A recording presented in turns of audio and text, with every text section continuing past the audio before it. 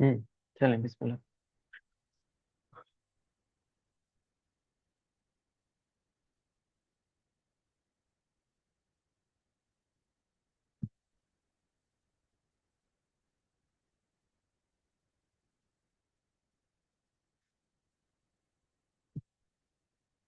हमने last time race को देखा था, थोड़े से उसको रिवाइज कर लेते हैं थोड़ा सा, फिर इंशाल्लाह आगे चलते हैं।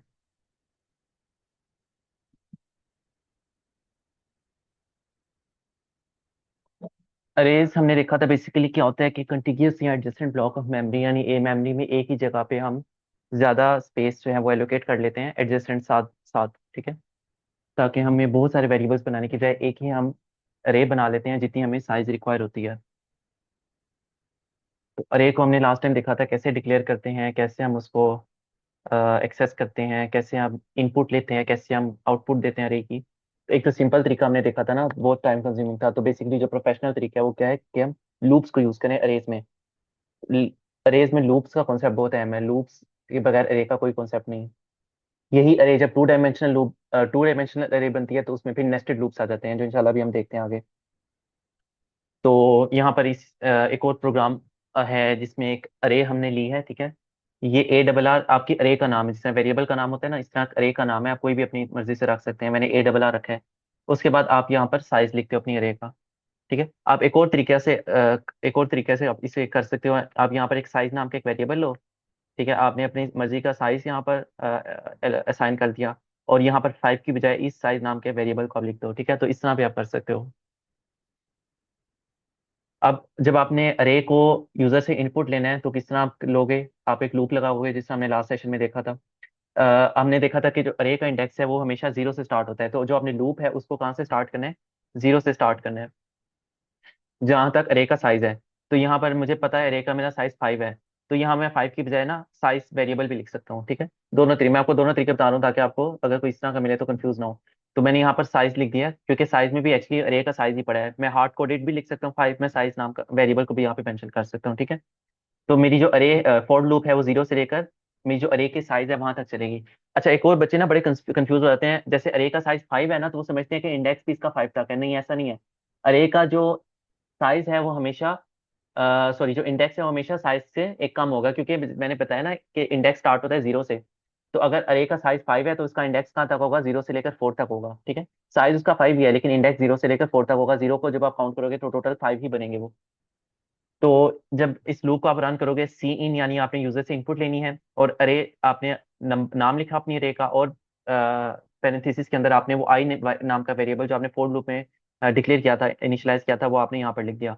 तो जब लूप का पहला साइकिल चलेगा तो आई की वैल्यू जीरो होगी।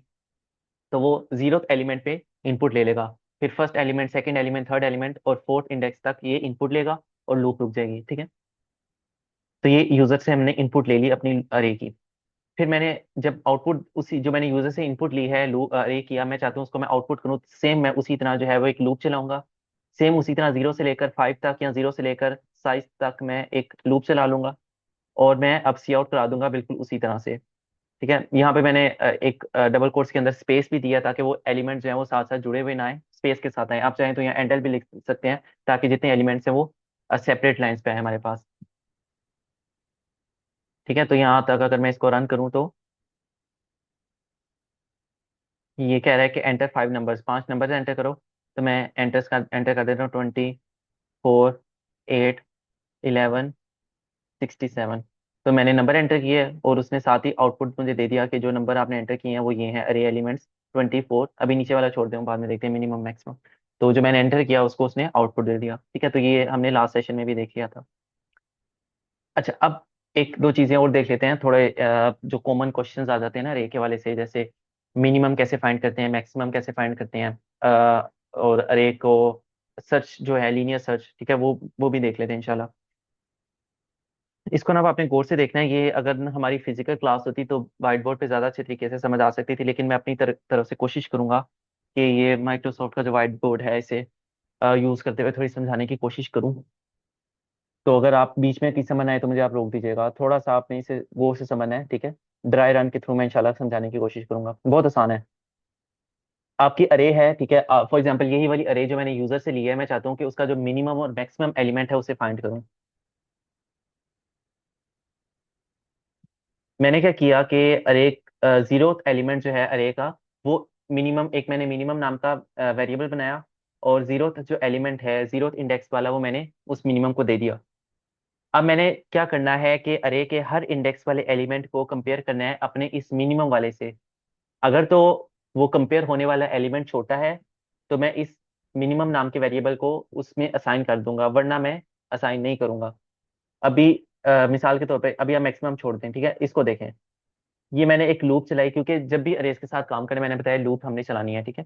तो मैंने एक लूप चला ली 0 से लेकर 5 तक, या 0 से लेकर जो अरे का साइज है वहां तक, ठीक है। मैंने क्या किया, कंपेयर किया, इफ स्टेटमेंट यूज की कि अगर तो अरे का जो एलिमेंट है जिसको मैं चेक कर रहा हूँ, वो अगर उस मिनिमम एलिमेंट से छोटा है, तो जाहिर है अगर वो छोटा है तो मैं मिनिमम तलाश कर रहा हूँ ना, तो मिनिमम में उस एलिमेंट को मैं असाइन कर दूं।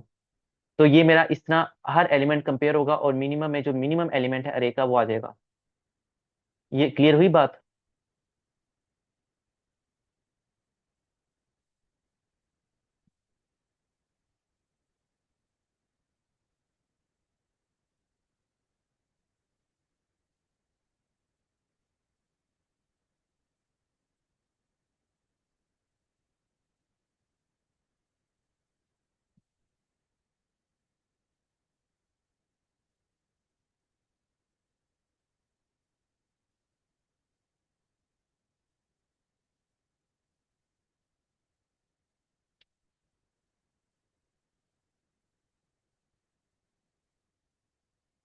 मुझे बताएं, आप लोगों को बोर्ड शो हो रहा है?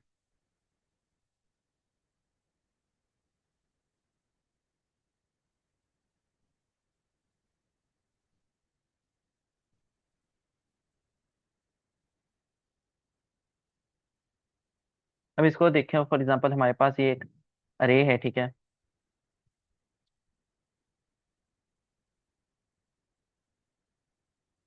इसमें एलिमेंट है 3 4 7 9। अब क्या होगा कि हमारे पास, हमने क्या किया, सबसे पहले आप यहाँ पे लाइन देखो, int minimum is equal to array zero. Array zero का क्या मतलब है कि जो ये जीरो इंडेक्स है, ये 1 है, ये 2 है, ये 3 है। तो क्या हुआ कि जीरो इंडेक्स वाला जो एलिमेंट है, यानी ये जो 3 एलिमेंट है, ठीक है, ये मेरे मिनिमम नाम के एक वेरिएबल में आ जाएगा। एक मिनिमम नाम का वेरिएबल है जिसमें जीरो इंडेक्स वाला एलिमेंट आ गया मेरे पास 3। तो ये यहाँ पर मिनिमम नाम के वेरिएबल में मेरे पास क्या आ गया, 3 आ गया। अब मैंने फोर लूप चलाई 0 से लेकर अरे के साइज तक। अब क्या होगा कि मेरा हर एलिमेंट अरे का इस मिनिमम वाले के साथ कंपेयर होगा। यानी जब मेरी लूप स्टार्ट होगी तो आई की वैल्यू क्या होगी, 0 होगी, ठीक है। तो जीरो इंडेक्स वाला एलिमेंट इसके साथ कंपेयर होगा 3 के साथ, ठीक है। तो वो तो इक्वल है, तो ये कंडीशन, अरे आई में क्या है, 3 है, और मिनिमम में भी क्या है, 3 है। तो मेरा 3 से छोटा नहीं है, इक्वल है, तो ये कंडीशन फॉल्स हो जाएगी, और वो इसको इफ वाले को नहीं एग्जीक्यूट करेगा। फिर वो क्या होगा, आई की वैल्यू, आपको फॉर लूप का पता है किस तरह से रन होती है, आई की वैल्यू प्लस प्लस होगी, यानी आई की वैल्यू 1 हो जाएगी। अब यहाँ पर 1 आ जाएगा। अब वो क्या करेगा कि फर्स्ट इंडेक्स वाले एलिमेंट को कंपेयर करेगा, यानी फोर्थ को कंपेयर करेगा मिनिमम के साथ। अब मिनिमम में क्या है, 3 है, और फर्स्ट इंडेक्स में 4 है। तो मेरा जो 4 है वो लेस देन 3 तो नहीं है, बिल्कुल नहीं है, तो इसलिए अब ये कंडीशन फॉल्स होगी, वो इसको एग्जीक्यूट नहीं करेगा। फिर आई की वैल्यू प्लस प्लस होगी। फिर ये आगे 7 को कंपेयर करेगा, 7 भी 3 से छोटा नहीं है, इसको भी वो छोड़ देगा। हम आखिरी एलिमेंट को ना जीरो कर लेते हैं ताकि हम समझ सकें, ठीक है, इसको जीरो कर लेना 9 की बजाय। अब वो यहाँ पर जब पहुंचेगा थर्ड इंडेक्स पे, तो वो चेक करेगा कि मिनिमम एलिमेंट जो मिनिमम में था वो 3 है, और थर्ड इंडेक्स पे 0 है। तो कंपेयर करेगा, अरे ऑफ थर्ड में 0 पड़ा है और मिनिमम में 3 है, तो 0 3 से लेस है, बिल्कुल लेस है। तो अब ये कंडीशन मेरी ट्रू हो गई, ये वाली, तो इसलिए अभी इसको, इस स्टेटमेंट को एग्जीक्यूट कर देगा, और मिनिमम वाले वेरिएबल को वो अपडेट कर देगा, और यहाँ पर क्या आ जाएगा, 3 की जगह क्या आ जाएगा, ये ओवरराइट हो जाएगा, और यहाँ पर 0 आ जाएगा। इस तरह मैंने अपना मिनिमम एलिमेंट अपने अरे में तलाश कर लिया, और इसको मैं आगे जाकर फोर लूप से बाहर निकल कर प्रिंट करवा दूंगा। अब बात क्लियर हुई?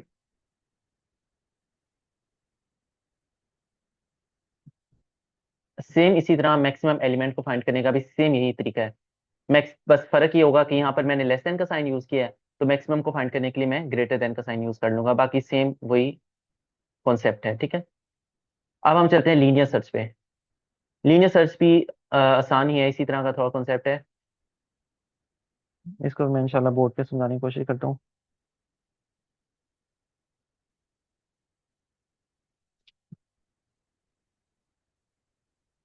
सिर्फ एक स्टूडेंट का चैट में रिप्लाई आया है, बाकी बॉयज सुन रहे हैं, क्लियर है उनको बाकी स्टूडेंट्स?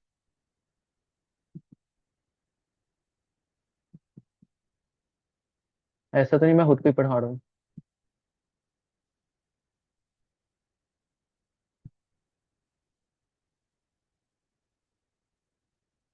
चले हैं। लीनियर सर्च क्या चीज़ है? अब हमारे पास एक अरे है, हम चाहते हैं उसमें अपनी पसंद का एक एलिमेंट सर्च करें कि आया उसमें वो मौजूद है या नहीं है, ठीक है। तो सर्चिंग के दो मेथड्स होते हैं, एक लीनियर सर्च है और एक है बाइनरी सर्च। लीनियर सर्च में क्या होता है कि हमारी अरे है ना, फॉर एग्जांपल ये एक अरे मैंने बनाई है, ठीक है। बोर्ड को आप देखें, ये मैंने एक अरे बनाई है। अब ये क्या करेगा, लीनियर सर्च मेरे अरे के हर एलिमेंट को कंपेयर करेगा। मिसाल के तौर पे मैं इधर 3 है मेरे पास, इधर मेरे पास एक सेकेंड, इधर मेरे पास 3 है,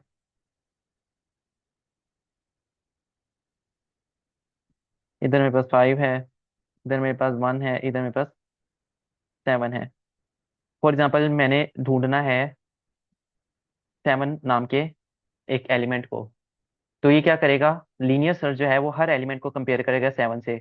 जीरोथ इंडेक्स को कंपेयर करेगा, फिर अगले इंडेक्स को कंपेयर करेगा, फिर उससे अगले इंडेक्स को। ठीक है, जब तक उसे मिल नहीं जाता तब तक वो क्या करता रहेगा, हर एलिमेंट के साथ कंपेयर करेगा कि आया मेरा जो रिक्वायर्ड एलिमेंट है वो मिला या नहीं मिला। इसको कहते हैं लीनियर सर्च। बाइनरी सर्च हम बाद में देखते हैं, पहले इसका हम कोड देख लें।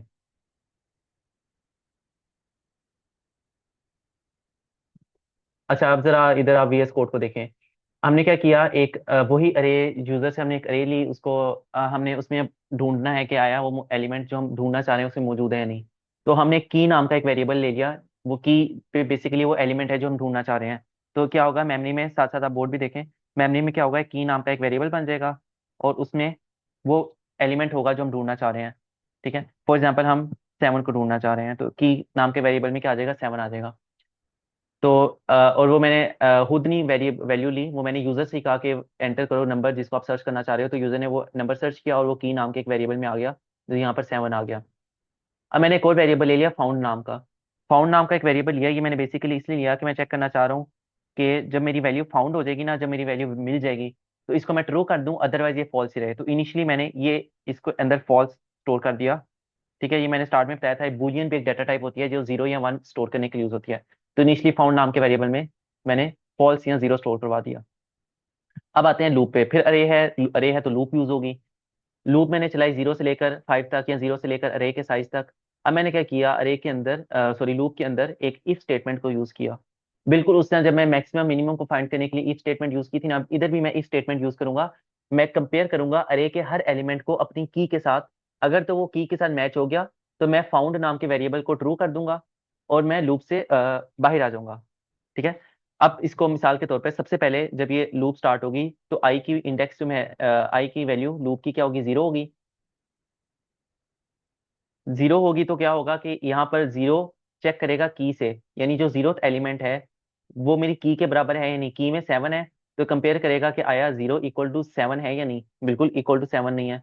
तो यानी कि सॉरी 0 कह रहा हूँ, 0th एलिमेंट आई क्या है, 0 है। और 0th एलिमेंट को कंपेयर करेगा, 0th एलिमेंट कौन सा है, 3 है। तो 3 को कंपेयर करेगा कि आया 3 की के बराबर है या नहीं। की मेरी क्या थी, 7 थी, तो बराबर नहीं है, इफ वाली कंडीशन फॉल्स हो गई। आई जो है वो अपडेट हो जाएगा, आई के अंदर 1 आ जाएगा। I 1 आया तो अरे ऑफ आई यानी फर्स्ट इंडेक्स पे क्या है, 5 है। 5 को कंपेयर करेगा मेरी की के इक्वल है या नहीं, की 7 थी, 5 7 के इक्वल नहीं है, फॉल्स है, इसको वो एग्जीक्यूट नहीं करेगा। फिर आई की वैल्यू अपडेट हुई, 2 हुई। 2 को कंपेयर करेगा, सेकंड इंडेक्स पे क्या है, 1 है, 1 को की से कंपेयर किया, फिर फॉल्स हो गई, फिर उसने एग्जीक्यूट नहीं किया। आई की वैल्यू प्लस प्लस हुई, आई की वैल्यू 4 हुई, सॉरी 3 हुई। ठीक है, तो 3 जब आई की वैल्यू हुई तो उसने देखा कि थर्ड इंडेक्स पे क्या पड़ा है, 7 पड़ा है और मेरी की में भी 7 है। तो अब क्या हुआ कि 7 = 7 हो गया। ठीक है, तो क्या हुआ, 7 = 7 हुआ। तो अब ये कंडीशन मेरी ट्रू हो गई। कंडीशन जब ट्रू हुई तो इफ के अंदर आया। इफ के अंदर आया तो साथ ही उसने प्रिंट करवा दिया कि जो मेरा रिक्वायर्ड एलिमेंट है वो फाउंड है, मिल चुका है एट इंडेक्स फला। यानी फॉर एग्जांपल यहाँ पे 3 था तो इंडेक्स 3 पर आपका एलिमेंट मिल चुका है। ये 0 इंडेक्स है, ये 1 है, ये 2 है, ये 3 है। तो थर्ड इंडेक्स पर आपका जो रिक्वायर्ड एलिमेंट है वो मिल चुका है। और जो फाउंड नाम का वेरिएबल था वो मैंने ट्रू करवा दिया, तो यहाँ पर फॉल्स की जगह क्या लिखा हुआ आ जाएगा, ट्रू लिखा हुआ आ जाएगा। और साथ ही मैंने ब्रेक, आपको लास्ट सेशन में बताया था, ब्रेक नाम का एक मैंने कीवर्ड यूज किया जो क्या करेगा, इस लूप से बाहर निकल आएगा, इस लूप को तोड़ता हुआ बाहर आ जाएगा। और जब ये लूप से बाहर निकल आया तो इसने क्या किया, वो प्रोग्राम टर्मिनेट कर दिया। अब इफ मैंने ये लगाई हुई है, अगर तो मेरा एलिमेंट नहीं मिला, फॉर एग्जाम्पल हो सकता है कि मैंने की में कोई ऐसा एलिमेंट डाला जो मेरी अरे में है ही नहीं, फॉर एग्जाम्पल मैंने 9 डाला हुआ है, तो जाहिर है कि इस ये कभी भी ट्रू नहीं होगी स्टेटमेंट। तो वो क्या करेगा कि मेरा फाउंड जो है वो फॉल्स होगा। तो इसलिए जब वो आपके पास मेरा फाउंड फॉल्स रहेगा, तो वो क्या कर देगा, इसको प्रिंट कर देगा एलिमेंट नॉट फाउंड। ये है हमारा लीनियर सर्च।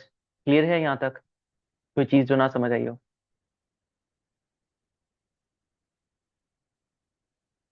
सर अगर ये तो आपने जैसे आई लेस देन 5 किया, अगर हमने अनलिमिटेड वैल्यूज हो, मतलब हमें रेंज का ना पता हो, तो फिर हम क्या करेंगे? अगर आपको रेंज का नहीं ना पता, तो साइज नाम का, जो मैंने बताया ना, साइज नाम का एक वेरिएबल बनाते हो, ठीक है। फॉर एग्जांपल आपने यूजर से इनपुट लेनी है कि अरे का क्या साइज होगा, तो आप साइज नाम का वेरिएबल लोगे और यूजर से आप साइज लोगे, और फिर इधर आप 5 लिखने की बजाय साइज लिख दोगे, ठीक है। साइज नाम का वेरिएबल, वो साइज के अंदर जो भी वैल्यू पड़ी है, 5 पड़ी है, 5000 पड़ी है, वो उस वक्त तक जो है वो उस वैल्यू तक आपका लूप चलेगा, ठीक है। यस सर, ठीक। अच्छा, अब आते हैं बाइनरी सर्च पे। बाइनरी सर्च का अब क्या है, अब इसको हम देखते हैं।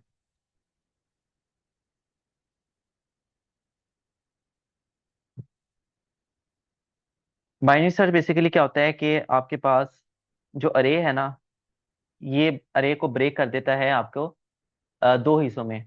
बाइनरी है ना, बाइनरी का मतलब 2 होता है ना, तो जिसमें बाइनरी फ्यूजन होती है, तो क्या करते हैं, आपकी अरे को दो हिस्सों में ब्रेक कर देते हैं। फॉर एग्जाम्पल ये 6 एलिमेंट्स की अरे है, तो इसको ये 3 3 एलिमेंट्स के अरे में ब्रेक कर देगा। फिर वो इस अरे को चेक करेगा, फिर वो इस, अगर इसमें मिल गया तो ठीक है, वरना वो इस हिस्से को चेक करेगा। अगर इसमें मिल गया है तो इसको फर्दर वो ब्रेक कर देगा हाफ में। अब 3 का हाफ तो 1.5 होता है, लेकिन ये इंट को लेता है, तो एक को 1 और एक को 2 में इस तरह ब्रेक कर देगा। फिर इसको चेक करेगा, इसको नहीं मिला तो इसको चेक करेगा। अगर इसमें भी नहीं मिला तो वो फिर इस वाले को, इसको जो ब्रेक किया होगा वो इसमें चेक करेगा। तो इतना ही क्या करता है कि ब्रेक करके, ब्रेक दो दो में डिवाइड करके जो है चेक करता है, इसलिए इसको बाइनरी सर्च कहते हैं। अब इसका हम कोड देखते हैं।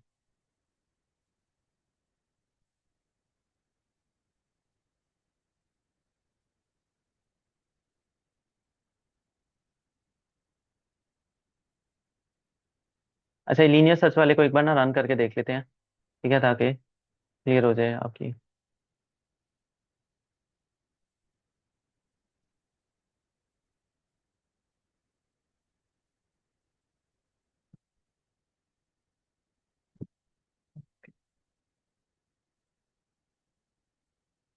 5 मैंने यूजर से कहा कि 5 नंबर्स एंटर करो, तो उसने एंटर किया 3 5 7 9 0, ठीक है। और उसने मेरी अरे को प्रिंट करा दिया 3 5 7 9 0। मिनिमम एलिमेंट उसने बता दिया 0 है, मैक्सिमम एलिमेंट उसने बता दिया 9 है। अब उसने कहा कि एंटर नंबर टू सर्च, कौन सा नंबर आप सर्च करना चाहते हो, फॉर एग्जाम्पल मैं 9 सर्च करना चाह रहा हूँ, तो मैंने 9 एंटर किया, तो उसने बता दिया कि मेरा एलिमेंट थर्ड इंडेक्स पे मिला है, 0 1 2 3। और अगर आप कोई और नंबर एंटर कर देंगे तो बता देगा कि आपका एलिमेंट नहीं मिला है। तो अब हम चलते हैं बाइनरी पे, इसको मैं कमेंट आउट कर दूं।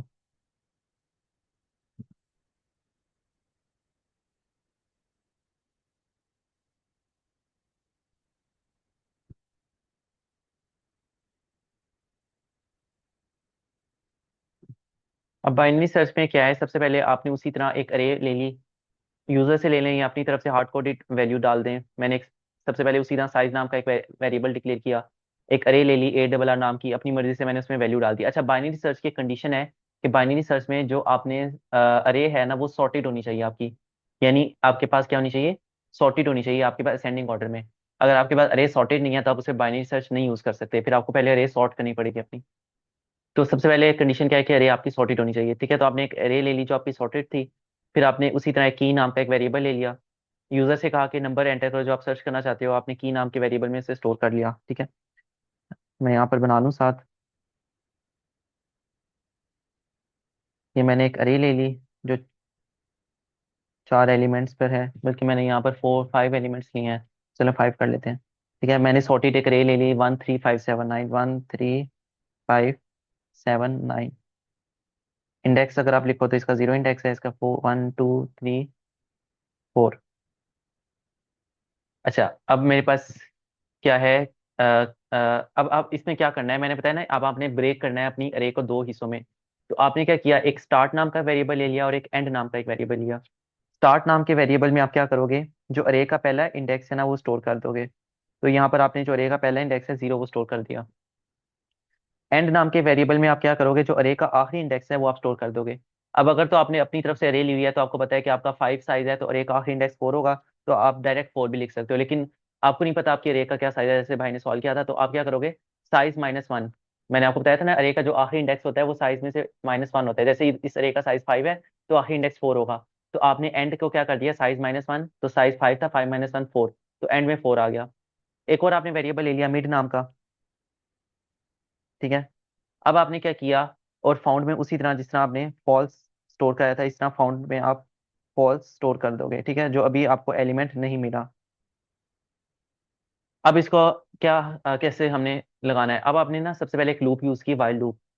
ठीक है। वाइल लूप क्यों यूज की, इसलिए यूज की क्योंकि हमें नहीं पता कि कितनी बार हमारा प्रोग्राम, हमारा लूप रन होगा। मैंने आपको बताया था ना, फोर लूप उस टाइम यूज करते हैं जब हमें पता होता है कि कितनी बार हमारा लूप रन होना है। जैसे पिछले लीनियर सर्च में हमें पता था कि इस वाले लूप ने रन होना है जितने नंबर ऑफ एलिमेंट्स हैं, मेरी अरे का साइज है जितना, उतनी दफा उसने रन होना है, तो इसलिए मैंने फोर लूप यूज की। अब मुझे यह नहीं पता कि मेरे कितनी बार अरे रन, मेरा जो वो है लूप रन होगा, इसलिए मैंने यहाँ पर वाइल लूप यूज की।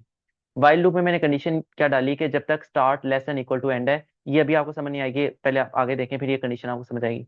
वाइल लूप के अंदर आया मैं, इसमें मैंने क्या किया, मिड जो था उसको मैंने एक value they the, start plus and divided by 2, क्योंकि मैंने अब अरे को ब्रेक करना है ना दो हिस्सों में।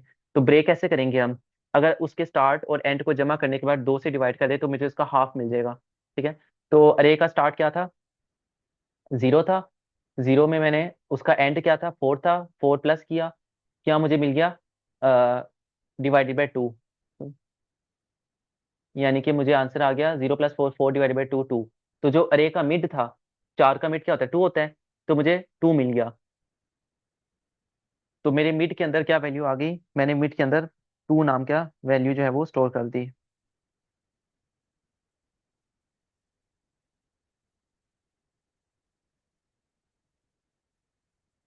ठीक है, आगे हम चलते हैं।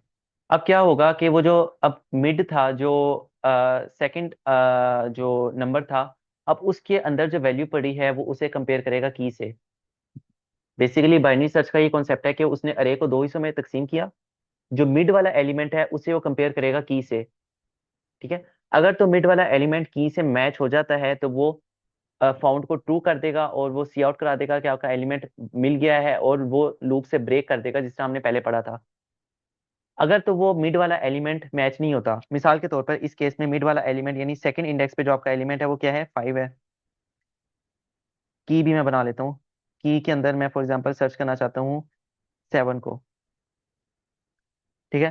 तो अब मिड वाला एलिमेंट 5 है जबकि मेरी की 7 है, तो मेरा यहाँ पर मैच नहीं हुआ, इसलिए वो इफ वाली कंडीशन, इफ वाले ब्लॉक को एग्जीक्यूट नहीं करेगा क्योंकि कंडीशन फॉल्स होगी। अब वो एल्स इफ में आ जाएगा। तो अगर तो मेरा मिड वाला एलिमेंट मैच नहीं हुआ, तो वो क्या करेगा कि वो जो अरे का पहला हिस्सा है मिड से पहले वाला, उसको वो चेक करेगा। और अगर आपके पास इसमें मैं इसको, इसके अंदर भी वो वही काम करेगा जो उसने पूरी अरे पे किया था। अब आपके पास सिर्फ इतनी अरे बची है जो आपके पहले दो एलिमेंट वाली है, उस पर दोबारा वही काम करेगा, उसको दो में ब्रेक करेगा, उसका मिड वाला एलिमेंट मैच कर गया तो वो उसको फाउंड को ट्रू कर देगा। अगर मैच नहीं किया तो दोबारा वो लेफ्ट पे या राइट पे चला जाएगा। मिसाल के तौर पे इस केस में अगर हम देखो, तो यहाँ पर क्या है कि अब आपकी की में क्या था, की में आपका 7 है। ठीक है। की में 7 है, आपका जो 7 है वो आपके मिड वाले एलिमेंट से बड़ा है या छोटा है। तो इस कंडीशन में वो चेक कर रहा है कि आपकी जो की है जो 7 है वो आपका मिड वाला एलिमेंट जो 5 है उससे बड़ा है। तो वो इस हिस्से में नहीं आएगा, यानी वो इस हिस्से को छोड़ देगा। ठीक है, क्योंकि अरे हमारी सॉर्टेड है। तो वो क्या आएगा, वो दूसरे हिस्से में आ जाएगा, यानी वो एल्स वाले पार्ट में चला जाएगा। एल्स वाले पार्ट में जब वो आएगा तो वो एंड नाम के वेरिएबल को वो अपग्रेड कर देगा। एंड में क्या करेगा वो, मिड -1, मिड की वैल्यू क्या थी मेरे पास, मिड की वैल्यू मेरे पास क्या थी, मिड की वैल्यू, मिड की वैल्यू मेरे पास 2 थी। तो वो क्या कर देगा, 2 में से -1 कर देगा। समझ आ रही है बच्चों? ब्रेक को चलिए, ब्रेक के बाद जरा एलसीफ से दोबारा रिपीट कीजिएगा। अच्छा, इफ वाली कंडीशन में क्या हुआ कि उसने मिडल एलिमेंट को चेक किया, जो मेरा 5 था क्या वो की के इक्वल है। उसने देखा नहीं वो की के इक्वल तो नहीं है, की मेरी 7 है और मिडल एलिमेंट 5 है। तो उसने इफ वाले ब्लॉक को छोड़ दिया, वो एल्स इफ में आया। एल्स इफ में आने के बाद उसने चेक किया जो मेरी की है यानी जो मेरा 7 है वो क्या मिडल एलिमेंट से बड़ा है। ठीक है, अगर तो मिडल एलिमेंट से बड़ा है, जैसे इस केस में है या नहीं, मिडल एलिमेंट क्या है 5 है, जबकि की मेरी क्या है 7 है, तो इस केस में मेरा मिडल एलिमेंट से वो बड़ा है। ठीक है, तो यानी ये कंडीशन क्या होगी, ट्रू हो गई। तो क्या करेगा कि इस स्टेटमेंट को एग्जीक्यूट करेगा और वो स्टार्ट को अपडेट कर देगा। यानी अब मुझे क्या चाहिए, मुझे ये वाला हिस्सा चाहिए ना अरे का, जो दूसरे वाला हिस्सा है, मुझे पहले वाला नहीं चाहिए, दूसरे वाला हिस्सा चाहिए। तो अब मेरी अरे का स्टार्ट चेंज हो जाएगा। पहले स्टार्ट मेरा पहला वाला एलिमेंट था, अब उसका मैं चाहता हूँ कि मेरा स्टार्ट ये 7 बन जाए। तो मैंने क्या किया, जो मिड में +1 कर दिया। मिड क्या था, मेरा 2 था, मिड में जब +1 हुआ तो मेरा मिड क्या बन गया, मिड वाले वेरिएबल में अपडेट हो गया और वो 3 बन गया। यानी अब मेरा जो अरे है वो इतनी सी रह गई है, जिसमें सिर्फ दो एलिमेंट्स हैं, 3 और 4th इंडेक्स वाले। ठीक है, इससे पहले वाली अरे मेरी फारिग हो चुकी है क्योंकि उसमें वो एलिमेंट मिले ही नहीं। तो ये बाइनरी सर्च का फायदा है कि उसने क्या किया कि अरे को दो हिस्सों में ब्रेक कर दिया। जब उसे पता चला कि पहले वाली हिस्से में वो एलिमेंट है ही नहीं, तो उसने उसको सर्च ही नहीं किया, वो डायरेक्ट दूसरे वाले हिस्से में आ गया। तो जब वो दूसरे वाले हिस्से में आ गया तो उसने दोबारा, चूंकि ये लूप है, ठीक है, तो दोबारा से वो लूप में वापस गया।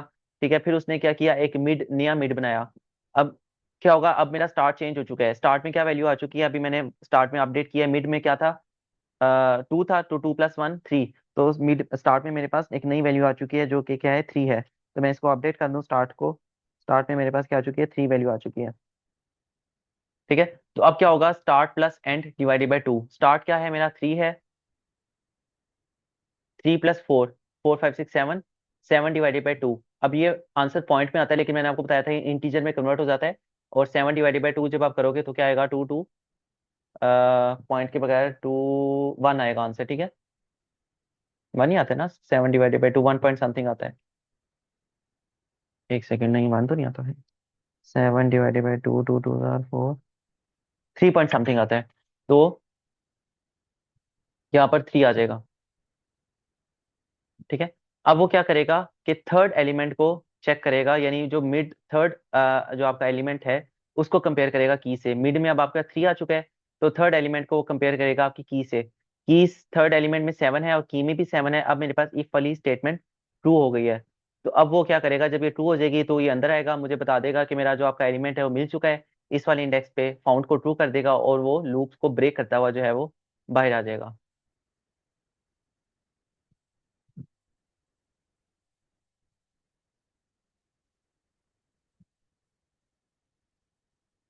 अच्छा, किसी भाई ने पूछा है कि ब्रेक तो स्विच में लगाते हैं, नहीं। ब्रेक मैंने लास्ट आपको सेशन में बताया था कि स्विच में भी यूज होता है और लूप्स में भी हमने पढ़ा था ब्रेक और कंटिन्यू यूज होते हैं। तो ब्रेक का मकसद ये होता है कि जब आपको स्पेसिफिक कंडीशन फुलफिल हो जाती है तो ब्रेक आपकी लूप्स को ब्रेक करता हुआ बाहर निकल आता है, लूप आपकी खत्म हो जाती है वही। और कंटिन्यू हमने देखा था कि वो सिर्फ स्पेसिफिक एक आइटेशन को जो है वो स्किप करता है। तो क्लियर है यहाँ तक? 10 मिनट रह गए हैं और इंशाल्लाह अभी हमने नेस्टेड लूप को भी देखना है। तो इसको ना मैं आपको करने का तरीका आपको बताता हूँ, कोड आपके सामने मौजूद है, इंशाल्लाह मैं शेयर कर दूंगा। इसको ना ड्राई रन करें, जिस समय मैं व्हाइट बोर्ड पे कर रहा हूँ ना, कॉपी पेंसिल लें। जितना आप कोड को ड्राई रन, ड्राई रन का पता है ना, ये जो मैं साइड पे कर रहा हूँ ना, इसको ड्राई रन कहते हैं। अपने हाथ से क्या करें, जो जो कोड में हो रहा है ना, एक एक लाइन उसको उसको लिखें अपने हाथ से, उससे आपको ज्यादा बेहतर समझ आएगा। ठीक है, तो इंशाल्लाह इसको अपने हाथ से कोशिश कीजिएगा, फिर भी अगर आपको ना समझ आए तो इंशाल्लाह मुझे बताइएगा व्हाट्सएप पे, तो इसको हम दोबारा देख लेंगे। अभी हम इंशाल्लाह नेस्टेड लूप्स पे चलते हैं आगे।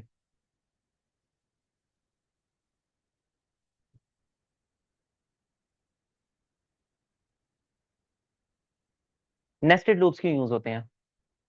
नेस्टेड लूप का मतलब है लूप के अंदर एक और लूप। ठीक है, आपने फोर लूप लगाया, उसके अंदर एक आपने एक और लूप, नेस्टेड इफ एल्स पढ़ा था ना, इफ के अंदर इफ, इस तरह नेस्टेड फोर लूप है। इसका मकसद ये होता है कि अगर आप फॉर एग्जांपल कोई मल्टीप्लिकेशन का टेबल है वो प्रिंट करवाना चाह रहे हो, कोई आप पैटर्न, आपने पैटर्न्स पढ़े होंगे स्टेरिक, ठीक है, स्टार्स के पैटर्न आपने पढ़े होंगे, वो प्रिंट करवाना चाह रहे हो।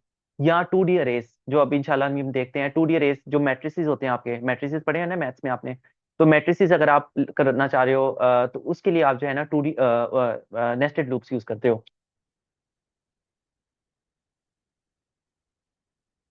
अच्छा, अब इसमें क्या है कि हम इसकी कुछ एग्जांपल्स देखते हैं। सबसे पहले हम एग्जांपल देखते हैं ये वाली, जिसमें हम कोई टेबल प्रिंट करवाते हैं।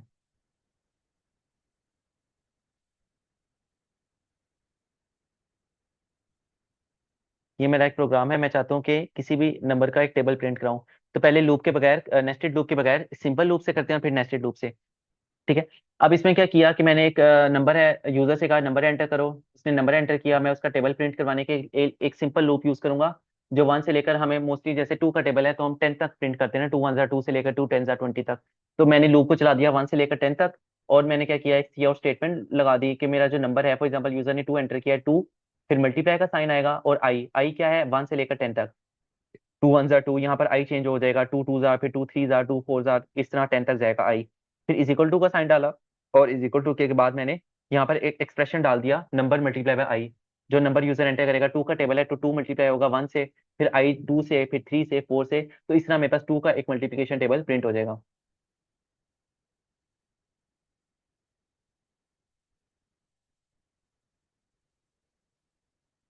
ठीक है, एंटर नंबर, मैंने 2 एंटर किया, तो मेरा ये मल्टीप्लिकेशन का टेबल प्रिंट हो गया, 2 1 से लेकर 2 10 तक। ठीक है।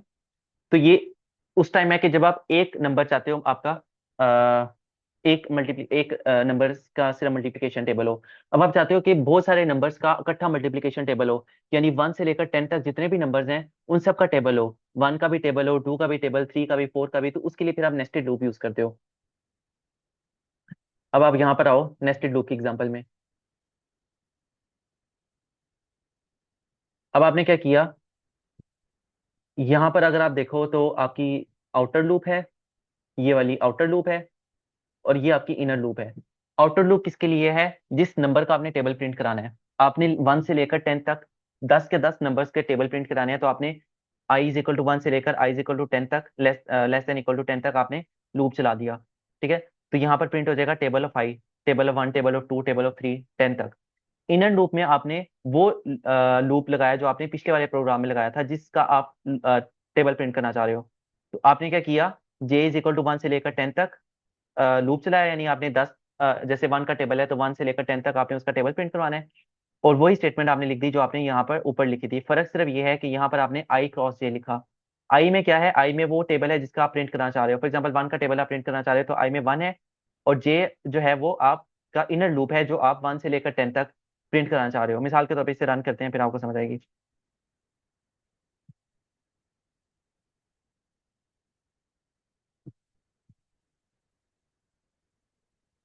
ये देखें, ये आ गया टेबल ऑफ 1 आपके पास, 1 से लेकर 10 तक। फिर आप नीचे गए, टेबल ऑफ 2 आ गया, फिर इसी तरह टेबल ऑफ 3 आ गया, फिर टेबल ऑफ 4 आ गया, तो 10 तक आपके पास सारे के सारे टेबल्स प्रिंट हो गए।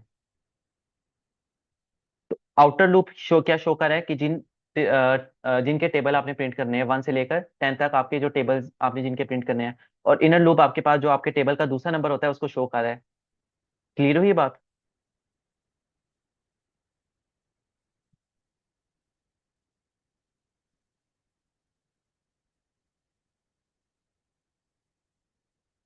मुझे बताइए बात क्लियर हुई है, वरना मैं इसे बोर्ड पे एक्सप्लेन करूँ।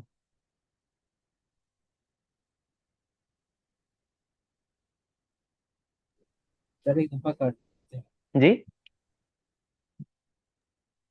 मैं बस क्लियर है। क्लियर है, ओके ठीक है। अच्छा, अब हम चलते हैं सीरीज पे, पैटर्न पे, वो कैसे नेस्टेड लूप के थ्रू हम जनरेट करवा सकते हैं। अब हम ना एक एग्जांपल लेते हैं स्टैटिक की। इस तरह के क्वेश्चन ना थ्योरी में तो नहीं आएंगे, लेकिन लैब के पेपर में आपके आ सकते हैं। लेकिन मैं इंशाल्लाह आपको एक दो करवा देता हूँ, तो आपके लिए करना आसान हो जाएगा। जब भी कोई आपके पास पैटर्न जनरेट करने का है, स्टार्स का, किसी भी चीज़ का, तो आपने नेस्टेड लूप उसमें यूज करना है। अब मिसाल के तौर पर आपके पास एक एग्जांपल है, ठीक है, इसको हम देखते हैं कि ये क्या प्रिंट करती है हमारे पास। नीचे मैंने 3 एग्जांपल ली थी, हम पहले वाली एग्जांपल को देखते हैं, इसको मैं कमेंट करता हूँ। और सिर्फ पहले वाली एग्जांपल जो है इसको हम देखते हैं क्या प्रिंट करते हैं मेरे पास। इसने क्या किया, मेरे पास ये स्टार्स का पैटर्न जनरेट कर दिया। अब कैसे किया, अब इनर जो लूप है ना, ये आपके पास शो करती है रोज को, तो आपकी कितनी रोज होंगी। और आउटर लूप आपके पास शो करती है कि आपके कितने कॉलम्स होंगे। ठीक है। तो आपकी रोज क्या शो कर रही है, कितनी रोज होंगे, और कॉलम्स कितने कॉलम्स होंगे। अब इनर लूप आउटर लूप में आपने कर दिया कि आप चाहते हो, आपके पास क्वेश्चन गिवन है, 4 रोज हैं आपके पास स्टार्स की, तो आपने 1 से लेकर 4 तक आउटर लूप चला दिया। और आप कॉलम्स भी आपका 4 है, तो आपने इनर लूप भी 1 से लेकर 4 तक चला दिया। और आपने सी आउट में जो है स्टार प्रिंट करवा दिया। तो ये तो बहुत सिंपल सी एग्जांपल थी, आपके पास स्क्वायर ऑफ स्टेरिक्स जो है वो प्रिंट हो गए। लेकिन अब आपके पास एक क्वेश्चन आता है कि आपने ट्राइंगल प्रिंट कराना है स्टार्स का। जैसे ये वाला केस है, इसको अगर मैं रन करूं, तो ये वाली जो केस है, जैसे ये यहाँ पे ट्राइंगल है। तो अब आप देख रहे हो कि जो आपके पास जो रोज हैं वो तो 4 ही हैं, लेकिन कॉलम जो है वो एक एक करके इंक्रीज हो रहा है। ठीक है, तो इसमें आप क्या करोगे? इसमें आपने क्या किया, 1 से लेकर 4 तक आउटर लूप, तो 1 से लेकर 4 तक चलाई। लेकिन क्योंकि आपके पास जो थे वो रोज की अमाउंट सेम थी, और इनर लूप अब आपने क्या किया, इनर लूप में 1 से लेकर आपने क्या किया कि आई तक चलाई। यानी पहले आई क्या था, 1 था। तो आपके पास जो इनर लूप है वो 1 तक चलेगी। फिर आई 2 हो जाएगा, इनर लूप 2 तक चलेगी, यानी 2 कॉलम्स प्रिंट होंगे। फिर आउटर लूप 3 हो जाएगा, तो इनर लूप भी 3 दफा चलेगा। और इसी तरह आउटर लूप जब 4 हो जाएगा, तो इनर लूप भी 4 दफा चलेगा। तो इस तरह ये स्टैटिक्स का ये वाला पैटर्न हमारे पास प्रिंट हो जाएगा। इस बात की समझ आई है? यस सर, आ गई। अच्छा, आप काइंडली इसमें भी, इस सेशन में भी जो बच्चे प्रेजेंट हैं वो अपनी अटेंडेंस चैट बॉक्स में लिखते हैं। उतनी देर में आपको ना इस तरह का क्वेश्चन करने का एक तरीका बता देता हूँ, जिसमें आपने खुद जिस तरह करना है ना, उससे आपको अच्छी तरह समझ आ जाएगी इंशाल्लाह। आपने क्या करना है, अपनी कॉपी पेंसिल पे टेबल बनाना है। ठीक है, और टेबल पे इसको सॉल्व करना है।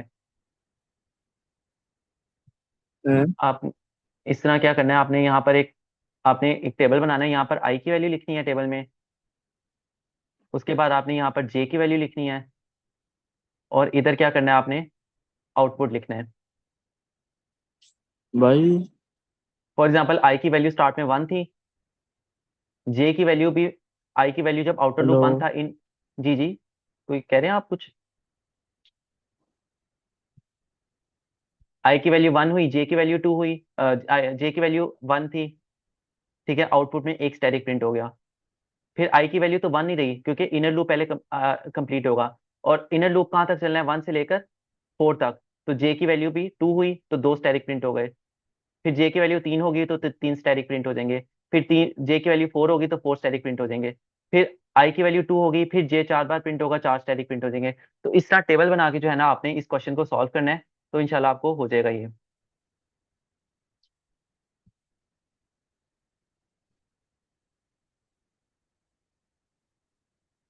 ठीक है, यहाँ तक क्लियर है नेस्टेड लूप्स? कोई कंफ्यूजन हो तो आप चैट उसमें व्हाट्सएप ग्रुप में पूछ लें। सेशन एंड होने लगा है।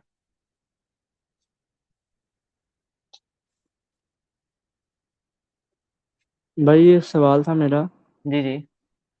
या आपने डबल स्लैश लगाकर आगे कॉलम्स और हाँ जी।